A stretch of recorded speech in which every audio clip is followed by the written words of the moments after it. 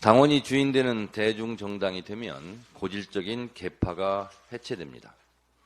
사람 위에 사람 없고 사람 밑에 사람 없다. 사람은 누군가로부터 침해당하지 않을 권리, 천부 인권을 갖고 태어납니다. 민주주의 제도는 수천 년 동안 수많은 사람들의 핏값으로 쌓아올린 금자탑입니다. 지금은 당연한 것처럼 여겨지는 권리도 따지고 보면 수많은 사람들의 오랜 노력과 고초 속에 피어난 꽃입니다. 대통령 선거 때 만 18세 이상 국민 누구나 1인 1표의 투표권을 행사합니다.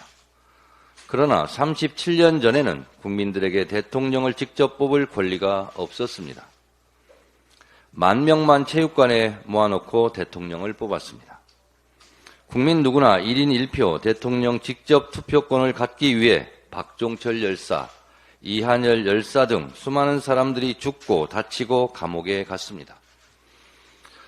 저도 1987년 뜨거운 여름 호원철폐 독재타도 대통령 직선제를 주장하다 경찰에 연행돼 구류 처분을 받고 경찰서 유치장에서 6.29 선언을 지켜봐야 했습니다.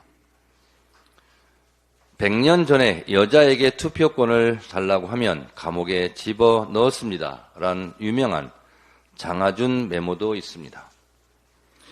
이재명 당대표 1기 지도부의 임기를 마무리할 시점이 오고 있습니다. 저는 2년 전 전당대회에서 당원이 주인되는 정당을 만들겠다고 공약했습니다.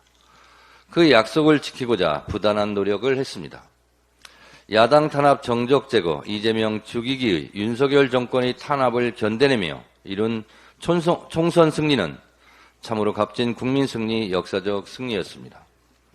지도부 출범과 함께 검찰의 민주당사 침탈, 이재명 대표에 대한 무리한 선거법 기소, 이재명 대표의 단식투쟁, 이재명 대표에 대한 체포동의안 가결과 영장 기각, 수백 번의 압수수색과 검찰의 망신주기 피의사실 공표와 재판 속에 이룬 값진 총선 승리였습니다. 당내 사정도 결코 녹록하지는 않았습니다. 끊임없이 이재명 당대표를 흔들고 급기야 이재명 당대표 체포동의안 가결 사태로 잠시 당이 큰 어려움과 혼란에 빠지기도 했습니다. 그러나 이 모든 내후 외환을 이겨낼 수 있었던 것은 당원과 지지자 국민들의 지지 덕분이었습니다. 당이 어려울 때마다 응원과 지지를 아끼지 않았던 당원과 지지자분들께 다시 한번 감사드립니다. 이러한 어려움 속에서도 당원이 주인되는 정당 건설을 위한 발걸음은 멈추지 않았습니다. 당원들의 열렬한 참여 속에 공천혁명을 이루었고 그 동력으로 총선을 승리로 이끌었습니다. 그 어느 때보다 당원 참여의 효능감을 느낄 수 있었던 선거였습니다. 이에 발맞춰 전당대회 룰을 대거 당원 주권 시대에 맞게 정비했습니다. 당대표, 최고위원 예비 경선부터 권리당원 참여를 보장했고 본선에서도 권리당원의 비율을 대폭 확대했고 시도당 위원장 선거에서도 권리당원이 중심축으로 자리 잡았습니다.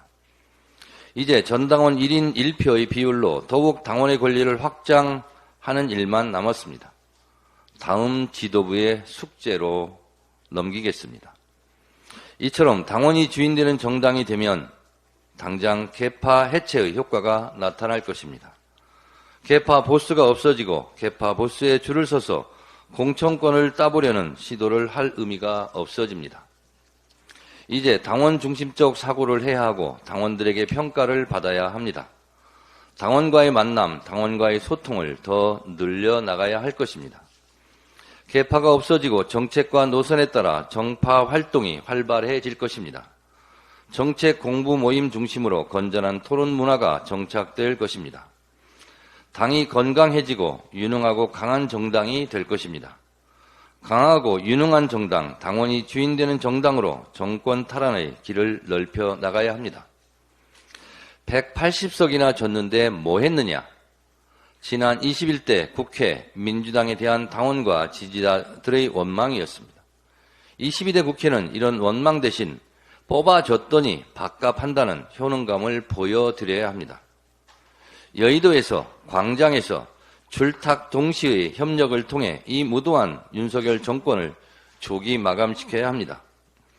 지금은 의견이 분분해도 시간이 좀 지난 후에 생각해보면 당원이 주인되는 대중정당이 얼마나 큰 무기였는지 알게 될 것입니다. 당원이 주인되는 정당, 당원 주권시대, 그것이 시대 정신이고 정답입니다.